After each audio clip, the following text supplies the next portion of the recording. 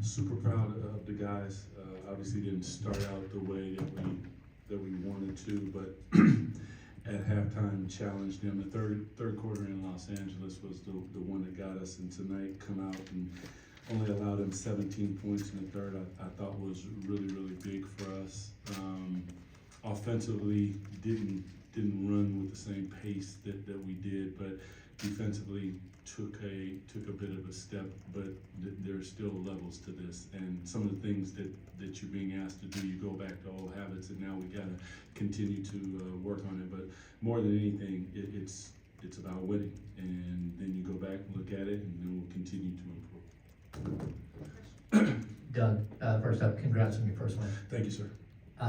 The third quarter, you got a couple of texts there, and I don't know, the last couple of weeks, it seems like your team has allowed that to seep in, and they aim their angst towards the officials too much. Yep. How did you get them to focus and kind of get through that, especially pulling De'Aaron to the side?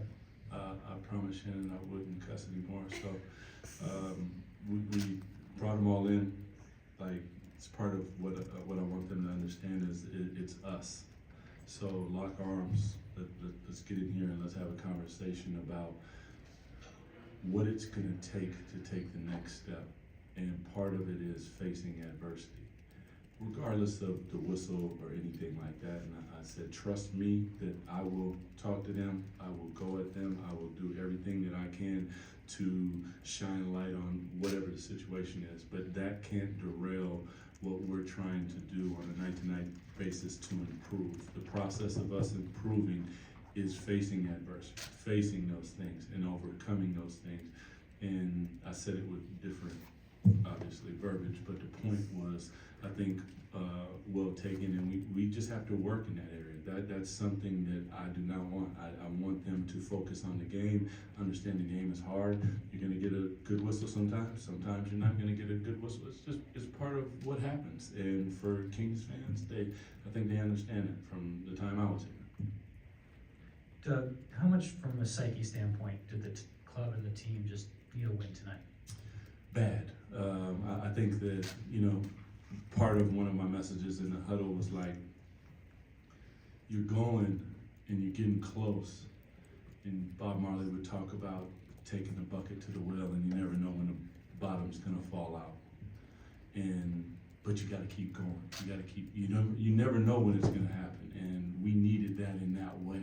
Like, is that gonna be the thing that makes it happen? Are we gonna still struggle from time? Yes, but the goodwill needed to happen to show that, a lot of things that we talk about we're able to do. Now we need to do it with the consistency, the intensity, and the aggression and violent aggression, in my opinion, that needs to be there to win games at this level. DC, I know over the course of this season there have been times where the bench scoring and bench production has been lacking. It seems like Trey Lyles is really starting to get going and get the regular season shape with his production.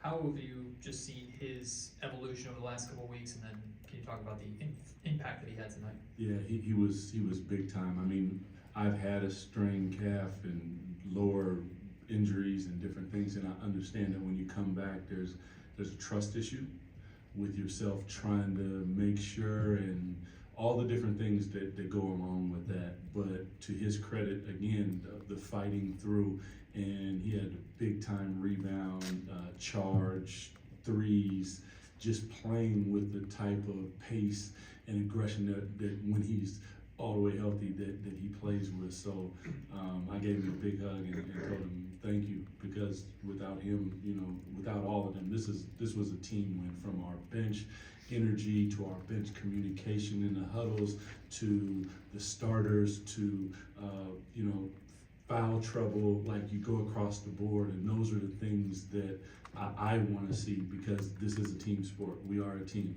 Every single one of us. We had G League guys there. Everybody. This was about everybody. This is not about me. It's about them, and the fact that they were able to overcome. I'm just super proud of them. Coach, congratulations on the win. Thank you, sir. Moving forward, what do you think are the team's biggest challenges? How do you plan to address them? And what can we expect to see that is different than what we've seen so far this year? Well, Hopefully, first and foremost, is a lot of, I think we got 10 or 11 losses by 5 points or less. So those are the things that we have to improve upon. One of them that I said in the huddle was clutch rebounds. What I consider clutch rebounds is a shot goes up late in the shot clock and they get a rebound and then they get another opportunity. Those are the things that we got to shore up. But more than anything, it's the defense. Defense, defense, defense again, and defense to finish. That's where, if we're gonna make the jump, offensively, I'm not worried. We have super elite players. We got one of the best guards in the league. We got if not the best, second best, whatever you want to consider in Domas, like just an incredible talent as far as all around talent. Malik, Debo, like you go down, we have those, but it's going to be up to us to go out and finish the ball games, and more than anything, that's going to be the focus going forward. Coach, this is the second game, in the head coaching position. Has there been any moments in these last 2 games where you kind of forgot you was the head coach? No, no. When you sit in that seat, you know that you're in that seat for sure. Nah, man. I trust them, and I'm gonna be as good as they are, and as hard as they play, and all of those things. So, nah, I understand it. I understand what comes with that, and just trying to give them the wind underneath their wings to be as good as I know that they can be, and I think our fans want them to be. Doug, congrats. Thank you. You're a fiery guy, emotional guy. I think you're a motivator from what I've seen and heard. When you look at your players, that group, what do you see and what do you want them to see when they look at you? I think in many ways your team takes on the personality of your coach, and I just want them to fight. And when they step inside those lines, it's always us versus them, and it's always us. And it doesn't matter when we leave. If we're friends with them, great. If we're not, that's fine too. We come here to win the ball game, and we come here to lock arms and do it together. That's my part. I like to have fun, so I want them to have joy and play with joy at the same time. But understand that when it's business, we are getting after it, and that's what I want our fans to feel. So when they come to our arena, they know that there's going to be a sense of pride in what is across our chest and on our back, that we're coming to deliver a product that they can be proud of. Doug, congrats on the you're on your right. Yes, sir. Congrats on the win. What do you do as a coach and head coach and coaching staff to help the guys build off this one? It seems this whole season it's been a couple steps forward, a couple steps back. Yeah. How do you really start to build some momentum going into the later part of the season?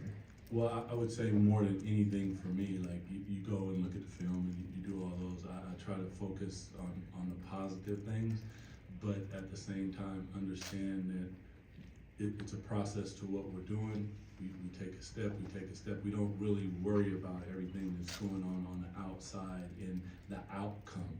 The byproduct of what I'm asking them to do will ultimately be winning. It's hard in this league. Winning is difficult. So totally understand that. I think they're beginning to feel it, and that's going to be the process that we have to go through on a night-to-night basis. And I'm here for it, and I think that they're ready to do it. Doug, obviously, a win can do so much for even a struggling team, but Yeah. I'm curious for you as a player, people talk about when the game slows down, how much, things become easier. Does that happen for a coach as well? Has that happened for you yet, even in these few days that you've experienced being a head coach? I'll tell you if it does, Sean. Thanks, everyone. Yeah. Thanks, Doug. Thank you. Congratulations.